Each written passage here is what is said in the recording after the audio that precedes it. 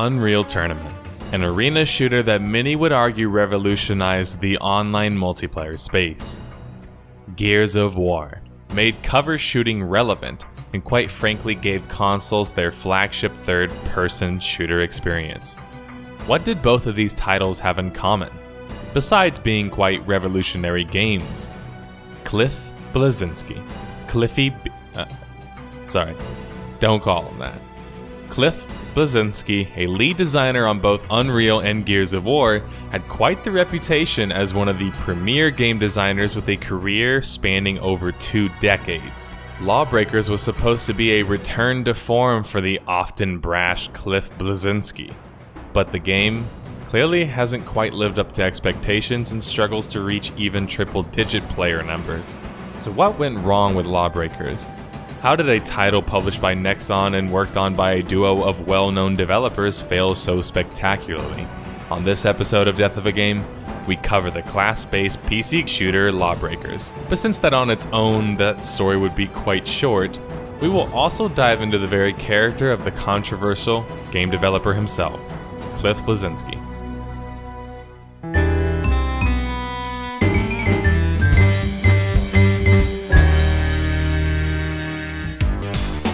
Clff Bleszkinski got his start at Epic Mega Games, which is the same place as Epic Games, they just later on got rid of the Mega part. Clff submitted a game he created by the name of Dare to Dream. The game itself wasn't particularly successful, but ultimately it got Clff a job.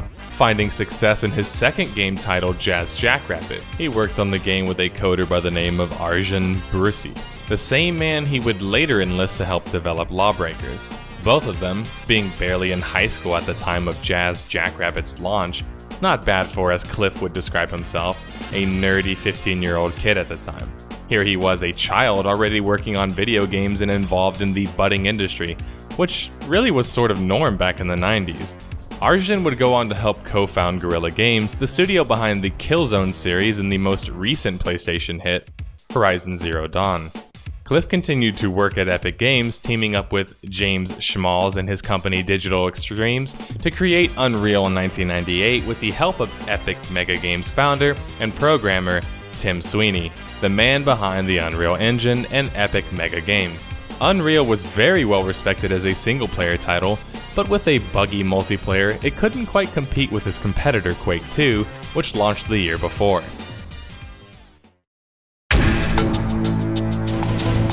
One year later, Epic Games and team released Unreal Tournament to critical success, being dubbed by some the perfect online shooter. Unreal Tournament, much like Quake 3, truly set arena shooters apart from the more realism-focused shooters or war-based shooters. The amount of gaming options in Unreal Tournament were, well, unreal.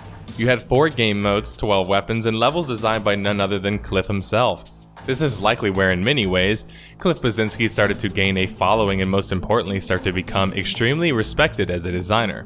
After all, this is a game that released the same year as Homeworld, Age of Empires 2, and System Shock, and it was right up there in terms of quality. The following years, Epic Games continued to churn out more Unreal titles, to which Clff Bleszkinski continued to be the lead designer on. Unreal Championship, the first console-based Unreal released on Xbox, Unreal Tournament 2003, and their likely most successful title, Unreal Tournament 2004. It was at this time that Clff decided to work on a title that he dubbed Unreal Warfare, which was, as the name seems to imply, a breakaway from the previous arena shooter focus. As Clff said himself of the game, we knew that we wanted to do something that was going to use our IP, and that would be a large-scale and vehicular-based game. But with the success of Namco's Kill Switch, which launched in 2003, and Capcom's Resident Evil 4, Clff decided to amend his ideas and create a horror-based third-person title dubbed Gears of War.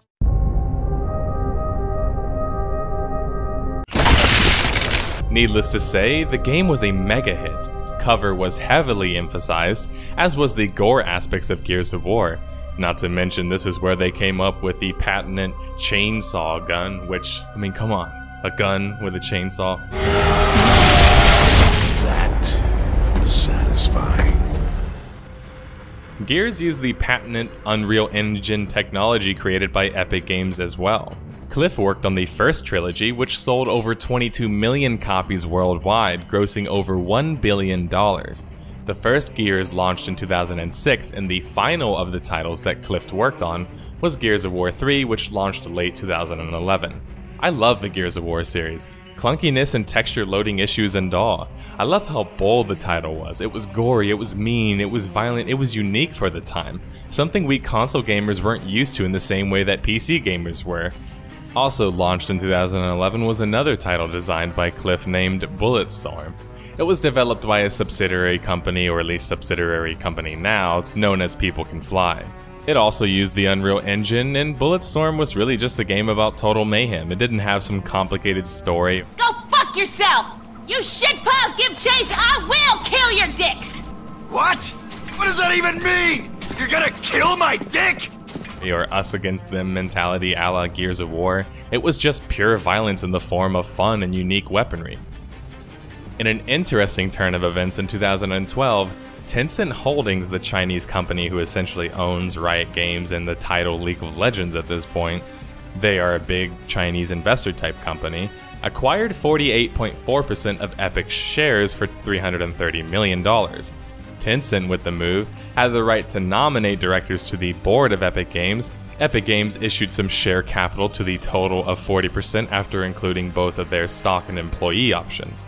Only months later, we saw the departure of many key figures at the company. Epic Games president Mike Capps left, Rod Ferguson, the Gears of War producer, and most importantly for this video, Clff Bleszkinski.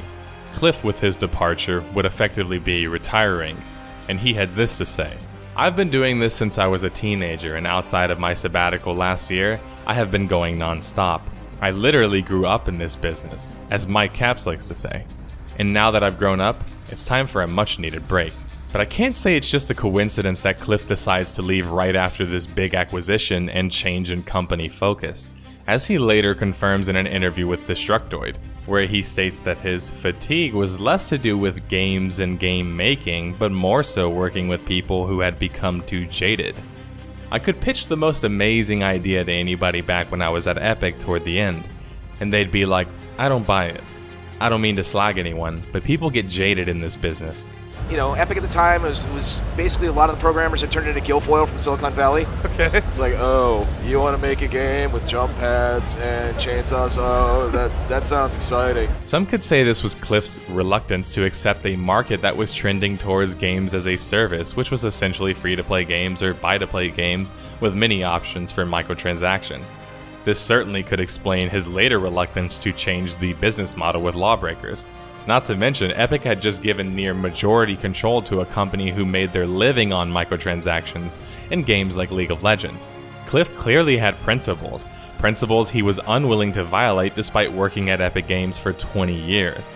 It also seemed like he had himself become a bit jaded, choosing more so to retire than to keep on trucking or start his own company. Or maybe not. After a 2-year hiatus, Clff Bleszkinski returned in 2014 to form Boss Key Productions with Arjun Brussy, who he had previously worked with at Epic Games, where they worked on Jazz Jackrabbit 20 years prior. Clff teased to making another arena-like title, likened to the old Unreal titles he helped create at Epic Games.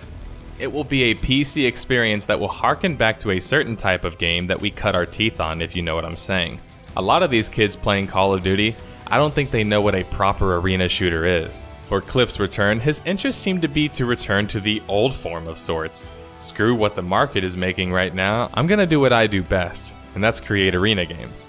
Clff also in the article on Polygon outlined how he didn't have much desire to work in a traditional publisher-developer arrangement. I don't want to work with the old guard, per se. I'll talk to them, have meetings, but the last thing I need is some mid-level marketing guy telling me what, well, traditionally, this doesn't sell well, so we're concerned. And all of that because they're just rearward looking, and it just drives me fucking batshit. Here I think you can see more of Clff's disdain for how commercial the video game world had become, and well, a bit more of his trademark personality. Clff's I don't give a rat's ass mentality was refreshing, but looking back, I think we can say to some extent maybe this is a bit of the problem. We can all wish things to be a certain way, but when the market and players ultimately define success, we should be careful not to anger or ignore them. That doesn't mean that you shouldn't be willing to try and innovate and change the market. I mean, just look at Hellblade: Senua's Sacrifice. That's essentially a double A title if I've ever seen one. Boss Key / Clff's first idea was teased in 2013 briefly, with just a single screenshot. But fast forward a year or so, and in July of 2014, Blue Streak was announced. Blue Streak was Clff's sci-fi arena shooter project, published by Nexon, and focused on being a free-to-play title. It seemed Clff had to make some concessions. He didn't particularly like the developer-publisher relationships, and neither did he enjoy the idea of making a free-to-play game. Clff's hesitancy to do a free-to-play game was apparent in his AMA on Reddit. Honest answer, I'm not sure, and it's entirely too easy to tell or make the call. Free-to-play is one of those genres that means something entirely different depending on the game. For every model that feels like Las Vegas methods like Zynga Candy Crush, there's folks who do it right, like League of Legends or Warframe. So we will experiment, tweak, tune, and most importantly, build a positive community around the game as we develop it. I'm determined not to do pay to win. Since this game is a shooter, I want that one player who likes the game and doesn't feel like spending any money to be able to take down the trust fund kid who spent a lot of money to have all of that stuff. Clff also iterated that he would want to create a shooter that focused on showing off these skill gaps between good players and really good players, a skill-based arena shooter. Gameplay, well, more like an engine demonstration, was posted on Boss Key's Productions YouTube channel. Also released on the channel was a series of developer diaries of a sort. I made it a point to listen to a few of these, and I couldn't help but yet again find Clff Bleszkinski's approach to things quite refreshing. You weren't going to get a canned answer from him. You were going to get his honest opinion on what he thought of whatever the topic at hand was. A year or so later, August 2015, Project Blue Streak became LawBreakers.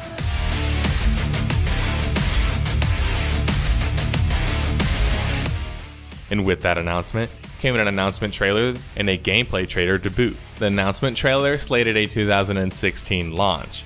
LawBreakers was a 5 vs 5 arena shooter with a sci-fi feel, as Clff Bleszkinski put it. Gangs, guns, and gravity.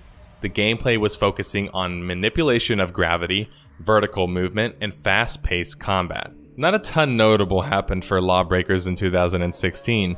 Well, except for Boss Key deciding they would change the payment model for LawBreakers. The title would now be a buy-to-play title and no longer a free-to-play title.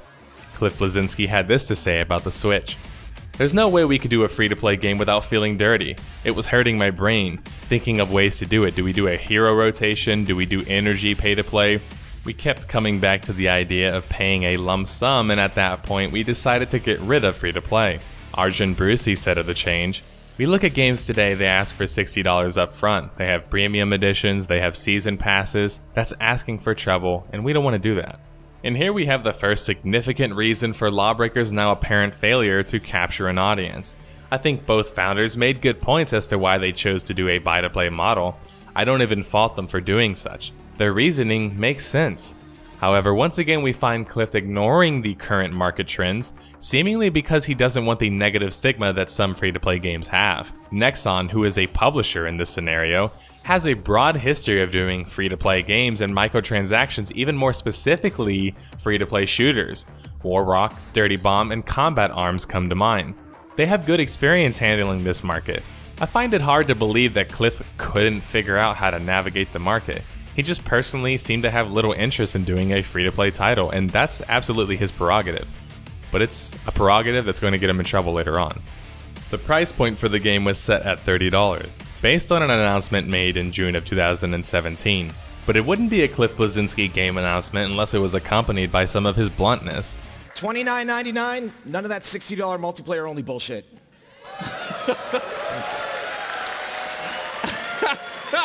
This statement to some people might seem kind of harmless, but this was a bit of them setting up publicly who their competitors were. Overwatch, a class-based shooter developed by Blizzard, and Destiny 2, an action shooter with a progression system developed by Bungie.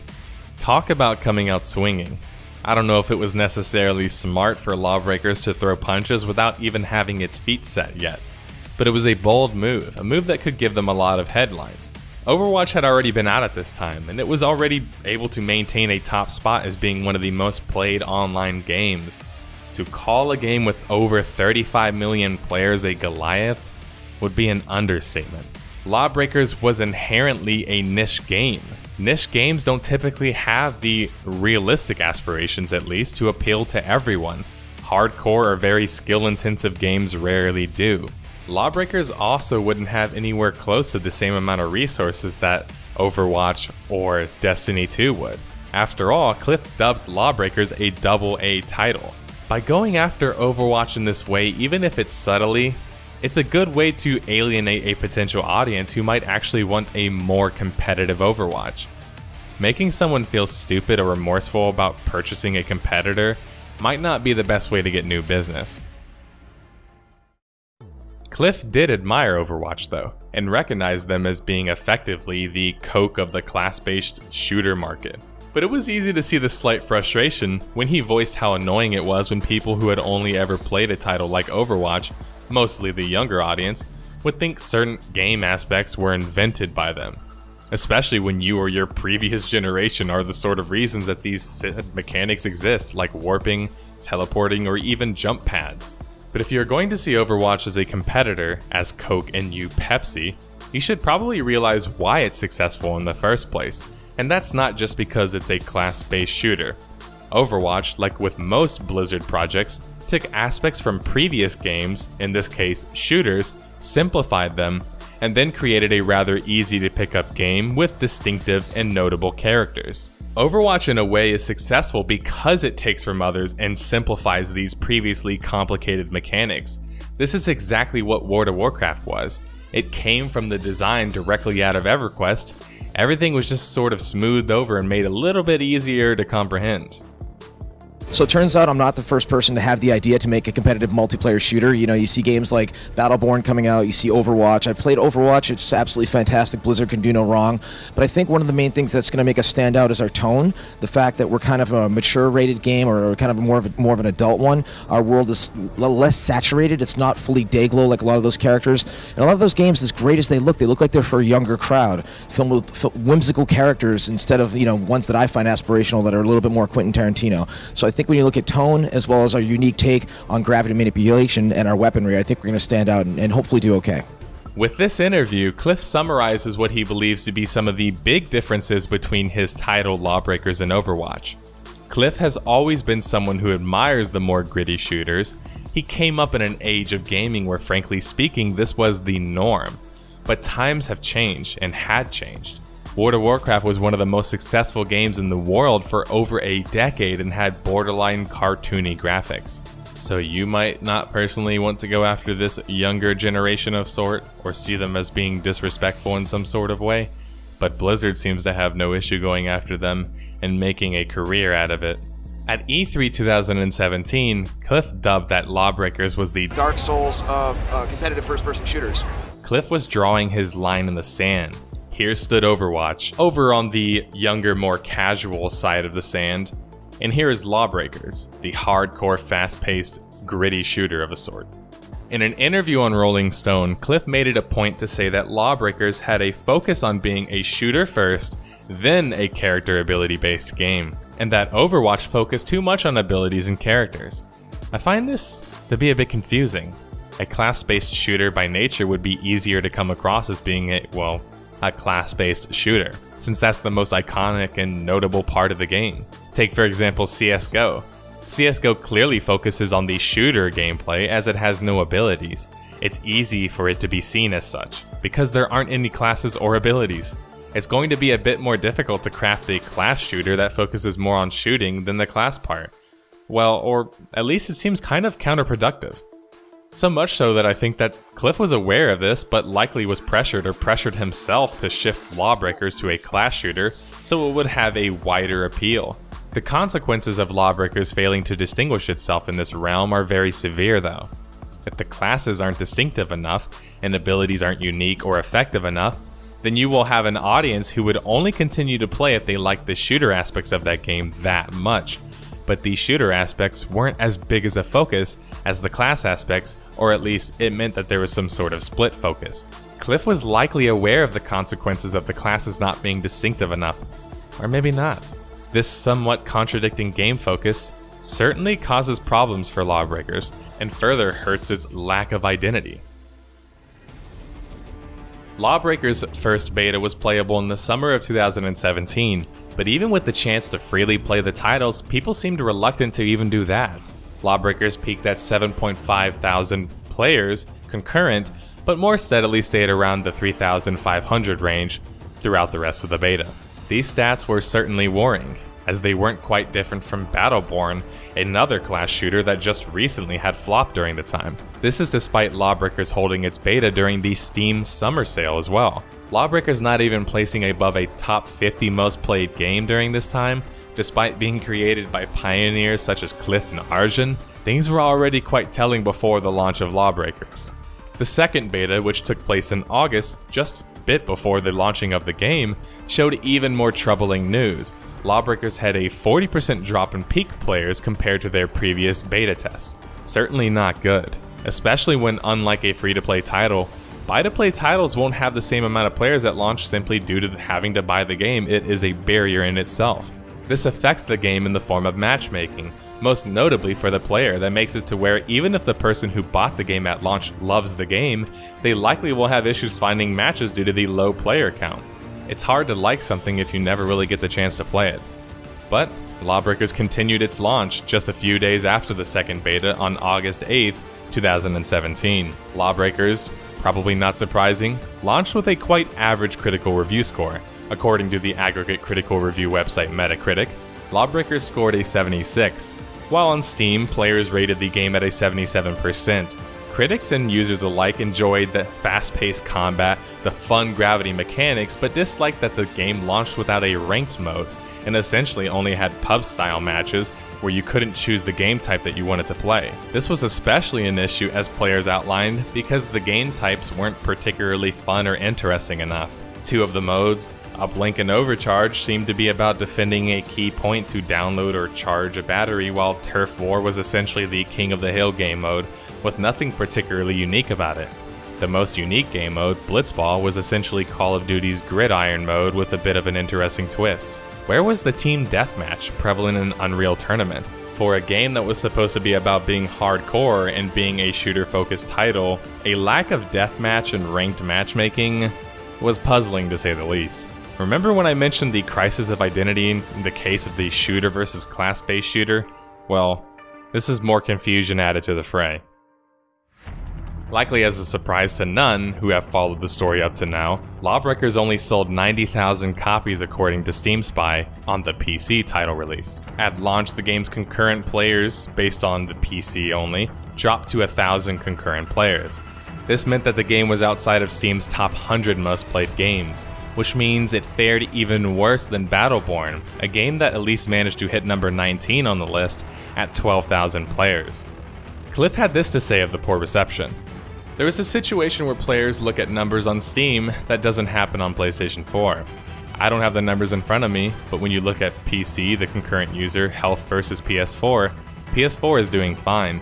People cough up $30 and hop online and don't overthink it. On PC, there is you wanting to declare something a success or a bomb by this internet culture that just loves to observe things. But it's like, guys, you know, the small bit of players we have, we're going to continue to iterate and engage.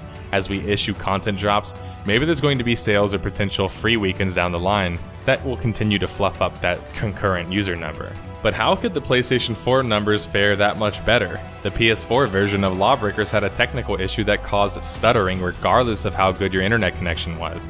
Clff said of the failures at launch of LawBreakers that, "It's a marathon, not a sprint. We're going to keep iterating, keep working on it at the end of the day. I didn't want to make a game that was the same archetype that everybody else did. I wanted to make a game that was first and foremost a shooter for shooter players." Not only is this statement really just confusing, because if he didn't want to make the same type of game that other companies make, why did he make a class-based shooter? Not to mention, the bit at the end sounds like it almost could elicit some sort of empathy from the community, since we all want developers to try new things and not be clones of each other.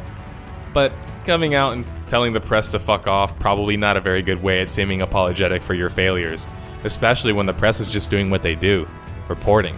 Sure, they can certainly word things and maybe even twist things lightly in a way to have some sort of clickbait, but pointing out the poor concurrent player numbers and sales for LawBreakers isn't clickbait. It's reality, Clff. This is only a month after Clff came out on GameSpot saying that he needed to be less of a dick to draw in more players for the game. I don't think that being cocky or brash is necessarily bad. I mean, you sort of are the person that you are, and you can be polarizing at times or whatever else. But even though I understood his sentiment when Cliff said that he would try to do whatever he could to keep the game alive, calling out the press isn't really helpful. If anything, it just brings more negative attention since they would likely cover that too. This is a recurring thing with Cliff. In some cases he comes off as a completely blunt person in his opinions, and in others he seems to make subtle digs at his competition, the press, and even to some extent his own player base. The only thing on record Cliff seems to come out and admit that could be a reason that they had problems at launch was omitting a team deathmatch mode. This article really yet again demonstrating to me that Cliff seems to be confused with what his vision of the game really is anyway. You wanted a shooter core game with class elements, but you don't include a deathmatch feature, and the reason you didn't was because, quote, didn't want to do the exact same stuff as everybody else? Huh? As of January 19, 2018, the game had a peak concurrent player count of 20. The game isn't doing well. That's no surprise. These numbers after a patch that added Team Deathmatch to the game, a new map, and even the long-awaited competitive mode with the All-Star update still didn't really seem to move the needle. The All-Star update also added a variety of other content. This still didn't really seem to excite enough people. This competitive mode launch video barely even has 10,000 views. A game that based its entire identity around being a competitive shooter didn't have a rank mode, finally gets the ranked mode, and people don't really seem to care even about that. Is it too little too late? Or maybe it's just because the big update came a few days before the launch of Destiny 2 by Bungie. Remember them? The big competitor boss key subliminally slided earlier in the video? Destiny 2 certainly had its own issues, but sold more than any other title for all of 2017. Things just get worse. As LawBreakers attempts to pull itself out of its ever-widening grave, more competitors join the market, further hurting the game. So when I first decided to do a video on LawBreakers, the reoccurring question in my mind was, why doesn't the game just go free to play? Other titles have gone from buy to play to free to play and had immense levels of success. Let's take a look at an example, Battlerite. Sensing their lack of popularity before the launch of the title, Stunlock Studios, the company behind the project, decided to switch to a free-to-play model at launch. After making the switch, Battlerite cracked the top 10 Steam most played list in November of 2017. So then why didn't LawBreakers make the switch when they knew of their poor player amount back in the summer of 2017? It's not like they should be necessarily surprised that launch didn't go well for them with how poor their beta numbers were. This is where I believe Cliff's stubbornness to adapt to the market yet again cripples LawBreakers. What are we doing here? The lower price tag of $30 seems to be still too much of a barrier to attract new players. If you make LawBreakers free to play, perhaps we can breathe some life back into the already dying title. And Cliff isn't oblivious to this. He came out on Kotaku saying that free to play wasn't out of the question. $60 is a lot of money for a game, even $100 for all of the special editions that you see coming out. I was of the belief that $29.99 was a impulse buy. Did it help? Did it hurt? Should it have gone free? Maybe. Would we consider experimenting with that in the future? I wouldn't remove it from the table. Shoulda, coulda, of course, woulda, etc. Hindsight is 20/20. But what's the holdup? Cliff said that back in October of 2017, only days before they announced their all-star content drop. And numbers aren't really improving. What are we waiting on? Matters weren't helped for Boss Key and LawBreakers when Arjun Brucey, co-founder of the company, left in December of 2017, returning back to Epic Games. The quiet founder was gone, and perhaps had given up faith on the game. LawBreakers is a halfway shooter, halfway class-based shooter, which likely contributes to how poorly the classes come across in terms of being distinctive. Let's take a look at Overwatch for a second. Look at how simple Genji looks. There isn't much going on with this character. Sure, he looks cool, but he isn't overly complicated. He's some sort of cyber ninja, which is not typical of ninjas, so that's an interesting twist. But he's easy to spot and know exactly what type of character he is. He's a ninja, and what sort of gameplay to expect while jumping around like a ninja. Same could be said of Reinhardt. We know he has a massive hammer and is some sort of big tank with all of his armor. Lucio is on skates, we know he goes fast. Widowmaker has a sniper and, well, looks like a sniper. And let's take a look at LawBreakers for comparison. First off, the character armors between these characters are barely any different. The character on the left has a jetpack of sorts, so she clearly flies. What's her name? Maverick? Okay, I get the reference, that's not so bad, but the glider and jets seem to be really the only difference from her and the other characters. She's about as generic as Farah. The other 3 characters have virtually identical armors, minus the yellow character with some sort of robot legs. That character, Hellion, the only thing that makes her seem like an assassin is, well, the dagger. The middle character, Axel, who is essentially the equivalent of Soldier 76. The differences are enormous in this comparison though. When you look at Soldier 76, the visor, we know it does something. This is a class-based shooter. We know that the visor is going to affect his gameplay. We also know that looking at his gun, it's unique. It's going to do something different than just shoot. Looking at Axel just looks... well, he looks generic. What would entice me to play him over some other hero? What makes him any bit of memorable? Overwatch characters nearly are all quite distinctive, to where even a casual player could recognize them. Their ultimates are also given visual and sound cues, to where just about everyone can recognize that they are using an ability. It's Hanu. Someone call the Undertaker. Do you understand my point here? A class-based game has the burden of making classes unique and distinctive. LawBreakers seeming so generic surely affects its ability to capture an audience. I don't think LawBreakers is dead to rights yet. It's certainly dying as of now, as the numbers prove, but I want to think that there is something still there that's quite salvageable. The reviews for the game were never quite bad, they were mostly positive. It's not a matter of it not being fun, it's more of a matter of the way it was marketed, or lack of marketing, poor business model decisions, and a lead designer who's known to ruffle many a feather. But sometimes, no matter how much you try to resuscitate something, some things just die a slow death. No amount of shocking or content can help in those cases. I don't think LawBreakers is in that case yet, but they certainly have a tall order ahead of them if they want to keep this game alive. If you guys take anything from this video, I hope that it's the realization that sometimes the better product doesn't succeed or win. VHS versus Betamax was a clear example of this. If you don't have a good business strategy and utilize the proper way to market your game can be dead on arrival, especially when the game isn't free to play. Such a game can't afford to have a low player base. It makes the game effectively unplayable, which further scares away customers. The other important bit to note is either you are a shooter-based shooter or a class-based one. I think trying to mix the two too much together is a dangerous thing. I'm not saying it's not possible, I'm just saying it wouldn't be easy to do.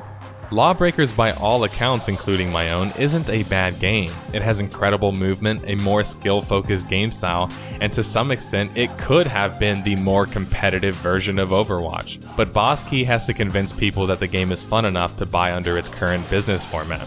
And good luck doing that without a player base to prove such positive opinions of being present, period. The game isn't really good if you can't play it. Thanks for watching, guys.